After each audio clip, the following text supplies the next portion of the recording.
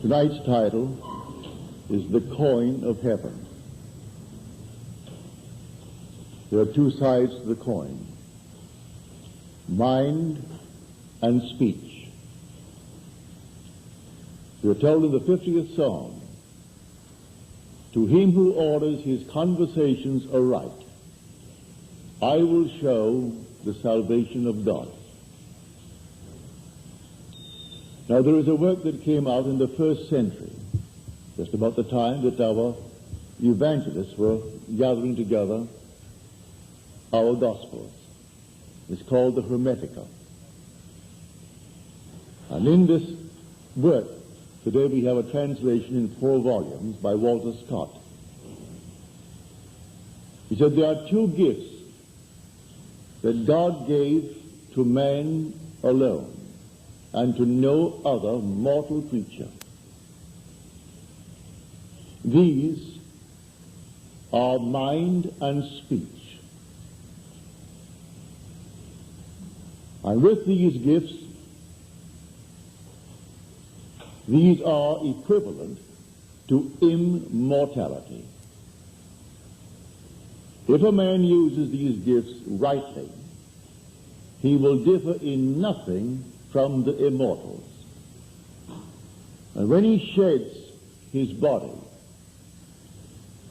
they will be his guides. And by them, he will be taken into the troop of the gods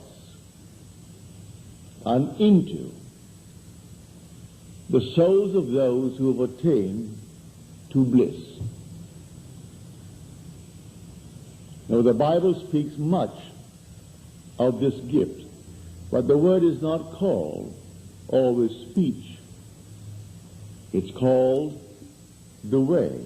It's called the path. It's called the tread.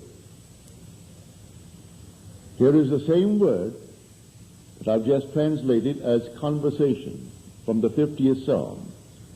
To him who orders his conversations aright, I will show the salvation of God.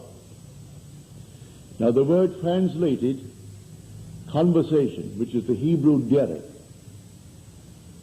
is also translated the way. And here is now that wonderful chapter in Proverbs devoted to wisdom. And Christ is called the wisdom of God and the power of God. So now wisdom is personified, and here we read the words.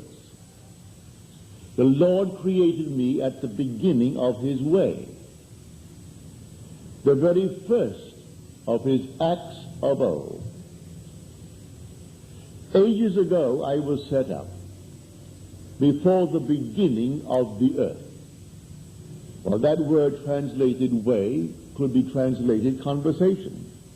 As we are told, his very first act was, let us make man in our image. So here, the Lord created me at the beginning of his word, his conversation. Let us make man in our image.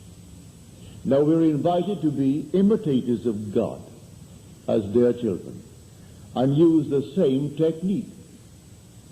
For we have been given a gift that makes us immortal. The gift is mind and speech. And if we use these gifts wisely and rightly, we differ in nothing from the immortals.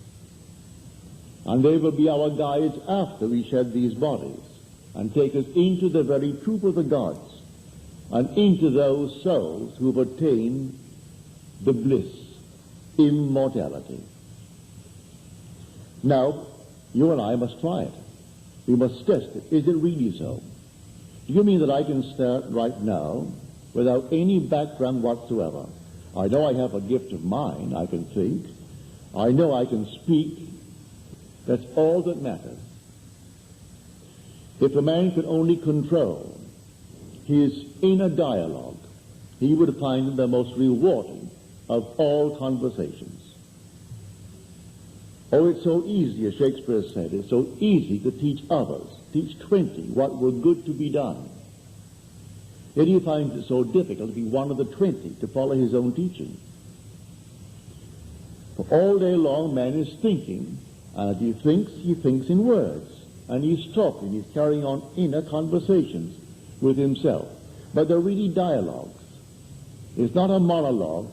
He is conjuring people in his mind's eye, two or more. And then he carries on these dialogues all through the day, all into the night. And he's arguing. Now that is not what we are taught in Scripture. God said, let us make man in our image. No argument. That was a decision made. And he never wavered in that decision. He is forming man into his own image, but he granted man the same gift to go berserk and to misuse that gift.